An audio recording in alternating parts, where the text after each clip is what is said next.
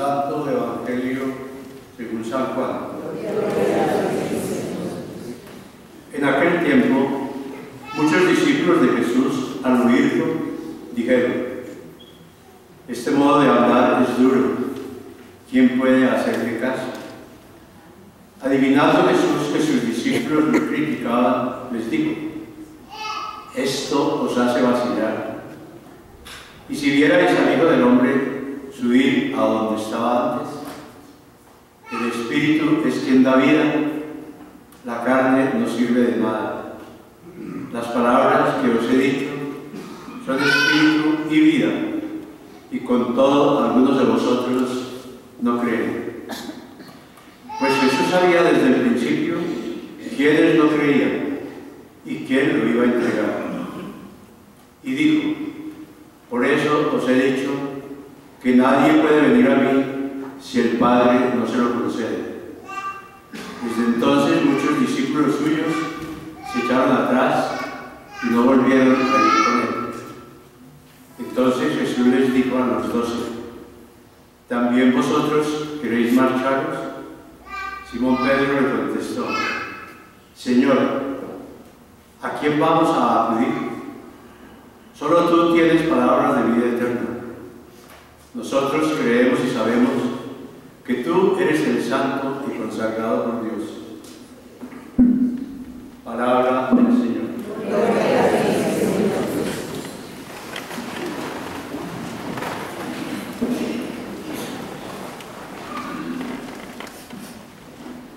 En este domingo hemos leído la parte final del capítulo 6 de San Juan. Ese capítulo 6 lo venimos leyendo desde hace 5 domingos, y ustedes lo recuerdan bien.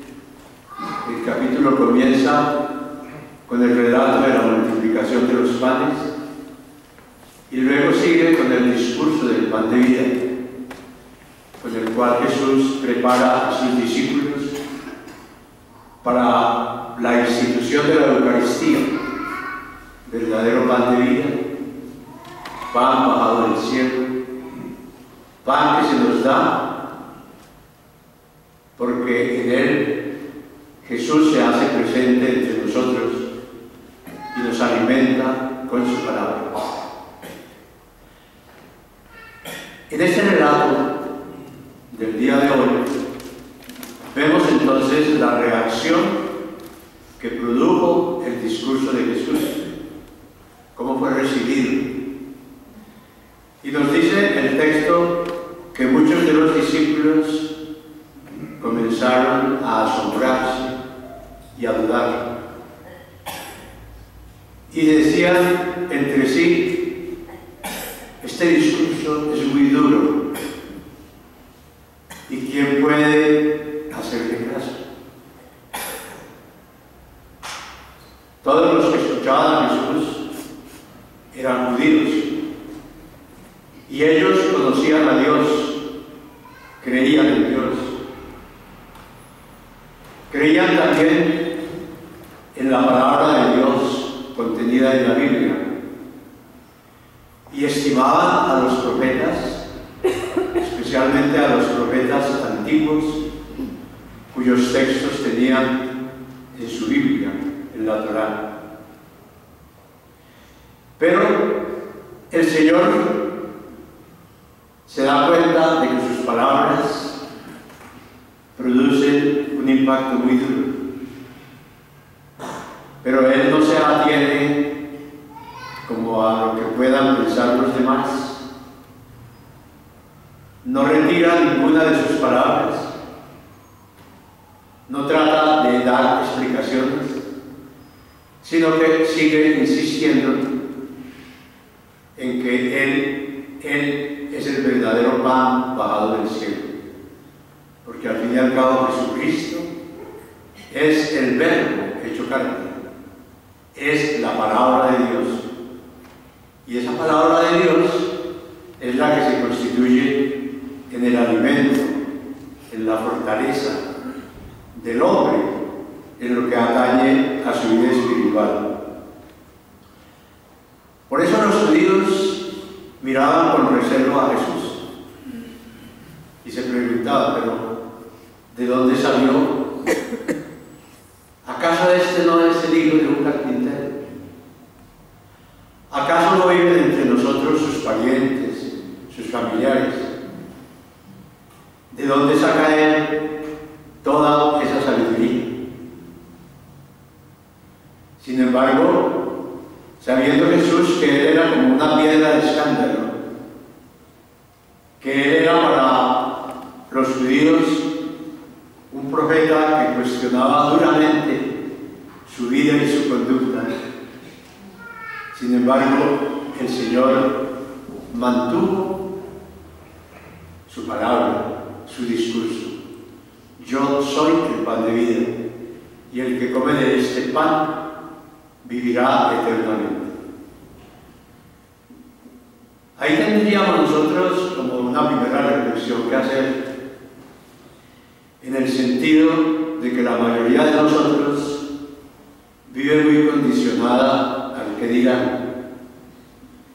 Vivimos muy pendientes de la opinión de los demás, como si no fuéramos nosotros capaces de tener nuestro propio criterio, de tener nuestra propia fe, nuestra propia opinión y obrar de acuerdo con ella.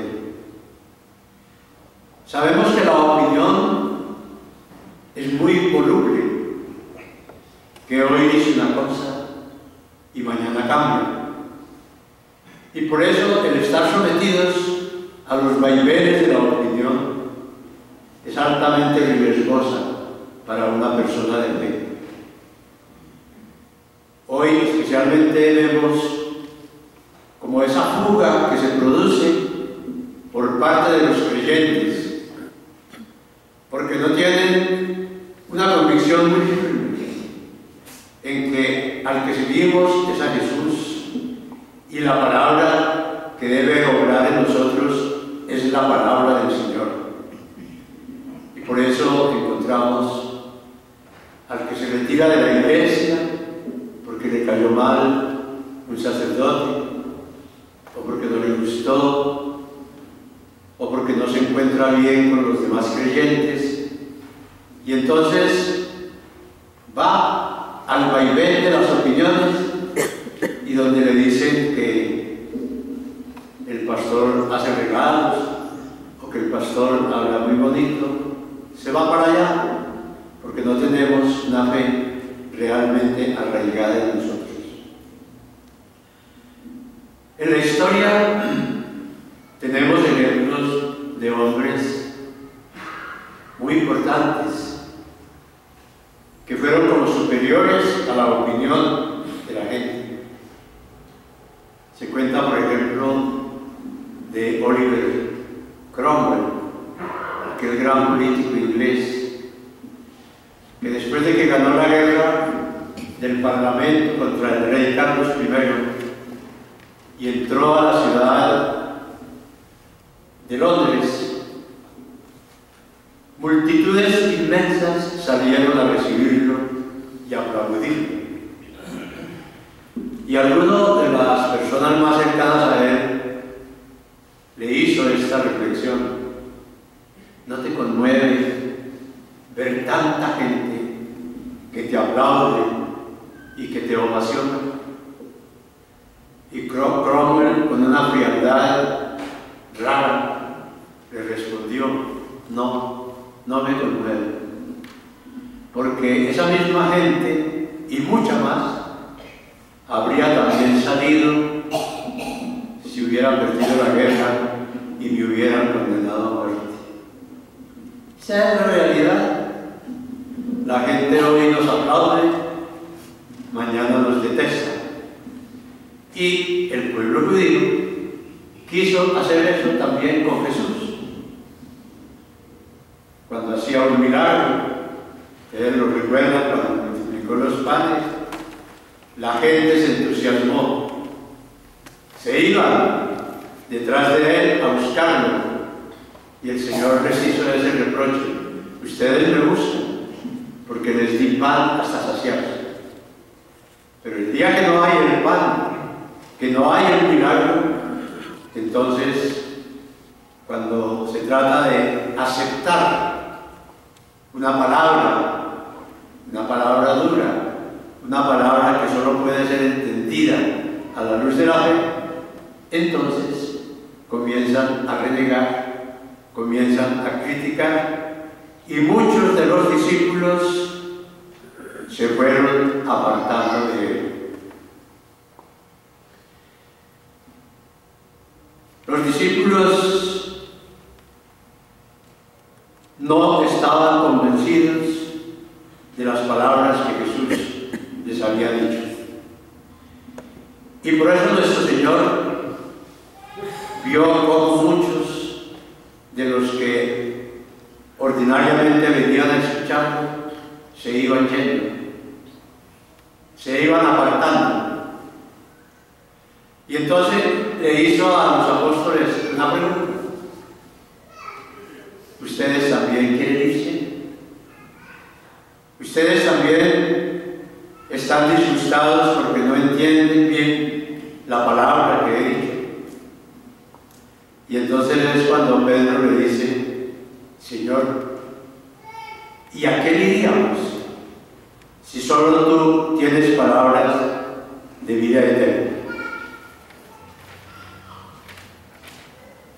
Nosotros, al terminar toda esta reflexión sobre el discurso del pan de vida, no tenemos otra opción que hacer un acto de fe. Y si sentimos que nos falta la fe, pedirla a Dios, porque la fe es un don de Dios. Y la Eucaristía no es fácilmente entendible a la simple luz de la razón. La Eucaristía es un misterio de fe.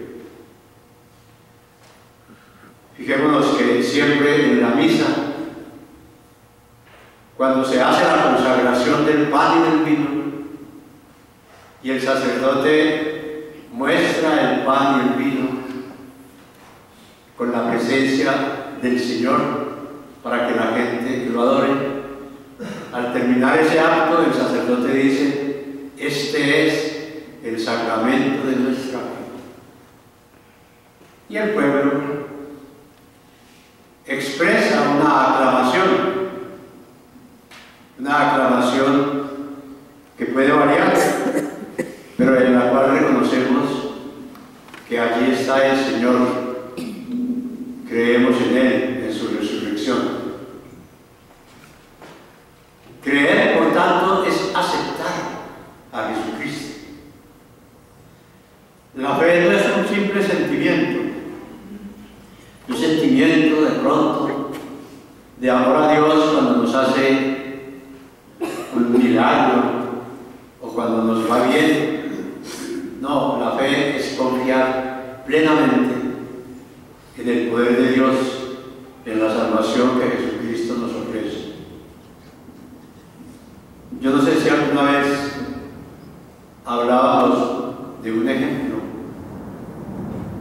Hubo en Nueva York un malabarista muy famoso que extendía un cable entre dos de los edificios más altos de Nueva York y luego pasaba de un lado al otro caminando por ese cable solamente con una vara en las manos para hacer equilibrio.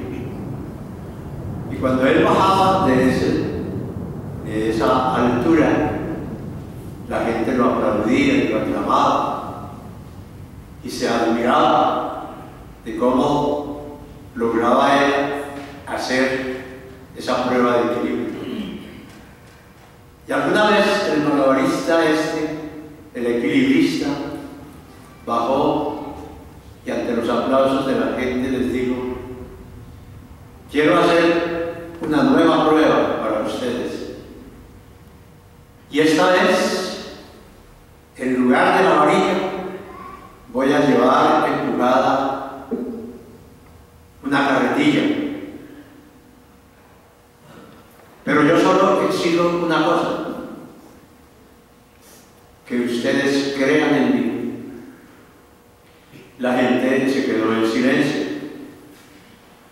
pronto alguien de la gente le dijo en voz alta: yo creo en que tú puedes, yo creo que tú lo vas a hacer, yo estoy seguro de que eso va a ser así.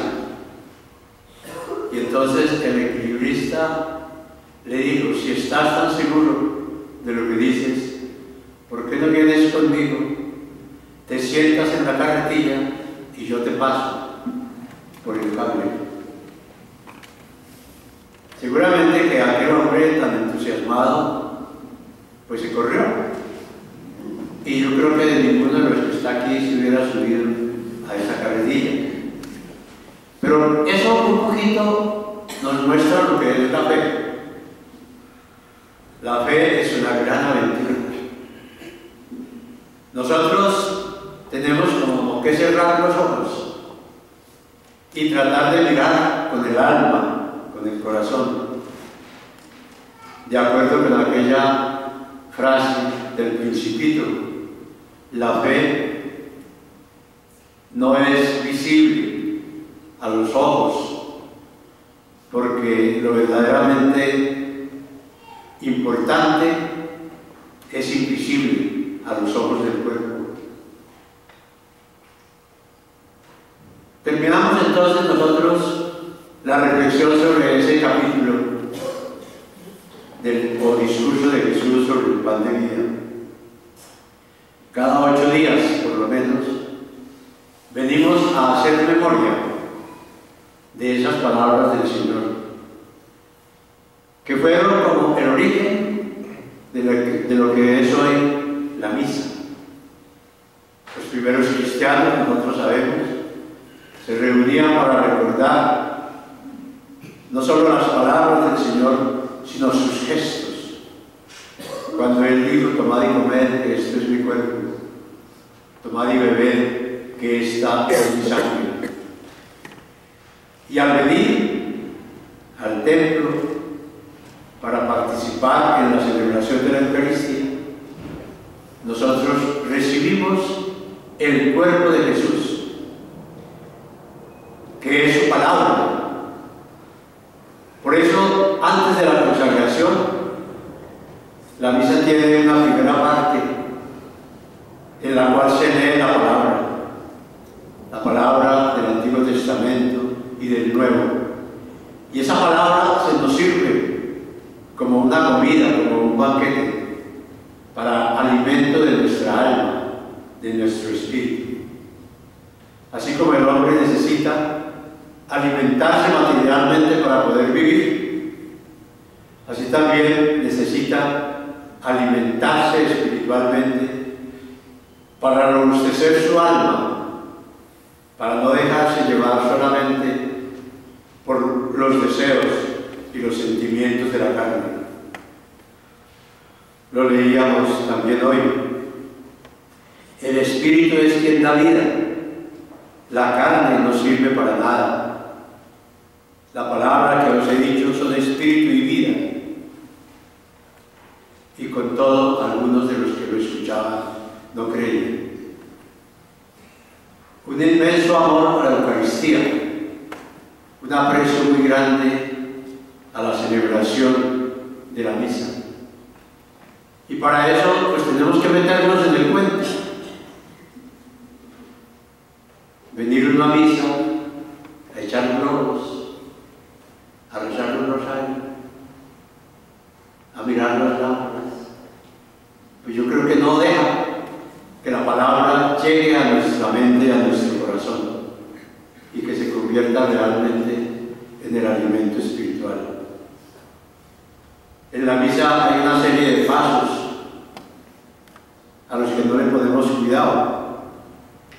Por ejemplo, comienza la misa con una parte penitencial en que se nos invita a reconocer nuestras faltas, a pedir perdón, y al terminar esa parte el sacerdote da una absolución. Dios Todopoderoso, tenga piedad de nosotros, perdone nuestros pecados y nos lleve a la vida eterna. Y eso hay que creerlo. De tal manera que cuando yo vengo a la misa, y tengo una serie de falticas, de pecados leves, en esa liturgia penitencial se me perdonan y yo debo comulgar. Pero dejar la comunión porque tuve una rabiecita, o porque le contesté mal a una hermana, o porque dije una mentirita, acuérdense que lo que rompe nuestra relación con Dios es el pecado mortal. Y cometer un pecado mortal es algo muy difícil, porque se necesita que haya materia grave, que haya plena advertencia, que haya pleno consentimiento. Y muchas de las falticas nuestras son faltas sin advertencia, sin consentimiento y en cosas pequeñas. Con esto no les estoy diciendo que se echen a dormir y que piensen que todo lo que hacen es bueno. No, nosotros somos fundamentalmente pecadores, pero también Dios es un Dios bueno y misericordioso, lento a la ira y pronto al perdón. Nos ponemos entonces de pie y hacemos nuestra profesión. Creo